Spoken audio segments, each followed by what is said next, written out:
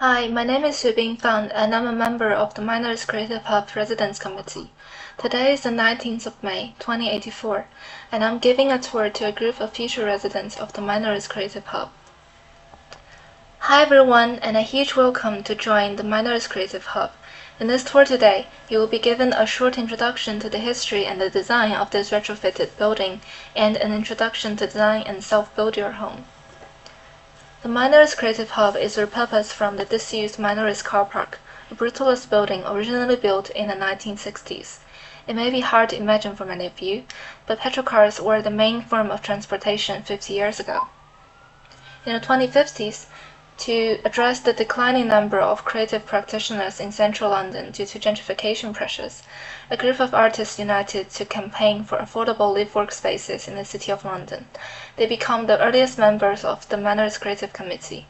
In 2059, supported by the Arts Council and the TfL Sustainable Property Development, they finally acquired the planning permission to retrofit this car park. The retrofit was divided into 3 stages. The first stage was completed by 2070, during which the existing concrete structures were renovated and selected walls and floor panels were deconstructed to maximize solar access, create open-air event spaces, and give the ground floor back to the public. By carving a linear void in the middle of the original building mass, space under the Tower Gateway maglev train station was connected to the city pedestrian route and was activated. A large part of the original exterior facade has been wrapped with double-glazed winter gardens, embedded with thermal and sound insulation. Approaching the renovated building from the southeast side, which is the main entrance, you will first see the bamboo blinds painted in various patterns by the artists living in the dwellings. As you move closer, you'll see a cafe. The glass walls make it as transparent and modest as possible, in contrast to the in-place art installations. The concrete parapet wall enclosing the outdoor seatings has a distinctive handmade pattern. It was kept from the original brutalist building as its distinctive feature. The cafe is where the community and the public encounter and build connections. Entering the building, the double-height public space is unveiled. It is constantly vibrant, with pedestrians, plants, paintings and sculptures, pop-up art fairs, and public engaged creative events. If you walk into the west off, you will see the entrance to a greenhouse gallery repurposed from the vehicle ramps. Next to it is the community kitchen. Looking above, you'll see a scaffolding courtyard. Looking south from this position, you will spot public stair seatings in front of a sunken public stage. Tables and chairs are cut to fit onto the stair seating, creating a sense of domesticity and intimacy. Sunlight and shadows of the climbing ivy fall on the wooden stairs and the stage, giving them a fascinating texture. The stage would be the first thing you see if you approach the building from the southwest direction. There are 3 stairs, 1 lift, and 1 ramp that could lead you up to the 3 floors above. The layout of these 3 floors are similar. Each floor has 8 artist studios on the west half and 3 residential units on the east half. They are rented by the committee with yearly contracts to emerging artists at 60% of the market price in return for their provision of regular public engaged creative activities and place-based arts projects. The 2 parts are connected by CLT bridges. Platforms of the deconstructed south ramps are kept as public terraces. The residents hang their laundry lines, put their plants, and do yoga there. The north ramps are turned into a greenhouse gallery. It is enclosed by polycarbonate with ivy mesh covered outside, which provides thermal and sound insulation. The scaffolding courtyard functions not only as a vertical circulation, but also as a social condenser. Residents and studio occupiers are encouraged to inhabit the platforms with plants and crafts. On the second floor, a bridge connects the building with the Tower Gateway maglev train station. The bridge oversees a side of the greenhouse gallery, inviting visitors from other parts in the city to take a wander to the semi-public spaces on the west side. The stairs in the scaffolding and the stairs and the lifts on the residential half can lead you up to the roof, where the deserted garden in the original building was renovated and now serves as a semi-public playground for all ages.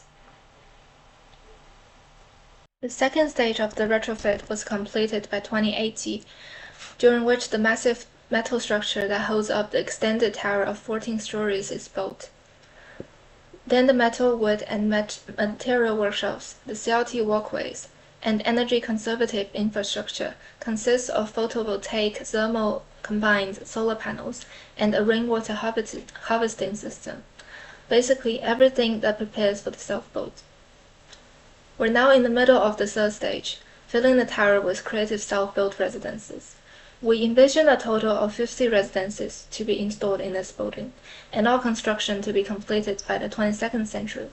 To build your home in the Minories Creative Hub, you will need to pay for all costs included in the self-build process, including materials, energy, transport, etc., plus a 1:50 share of the total cost in the second stage of the retrofit, but no other fares are required. The completed houses will be your permanent leasehold property. However, renting and private sale of your property are not allowed. If you or your offspring decide to move out, the committee will help recruit a new household to join the creative community. They will be charged for the costs generated in the upgrading or retrofitting of the property. That's it for the introduction of the Minories Creative Incubator. Any questions? Great, so now I'll give you an initial induction to the self-build system. Have you all been given a self-build manual? So the design and self-build process is also divided into 3 stages. After deciding on the position of your future home, you can now use the mixed reality tool with your MR headset or your phone to sketch and test the spatial configuration, the cladding strategy, and the interior layout of your future home. Experienced spatial designers in this community will help give out suggestions and check your design.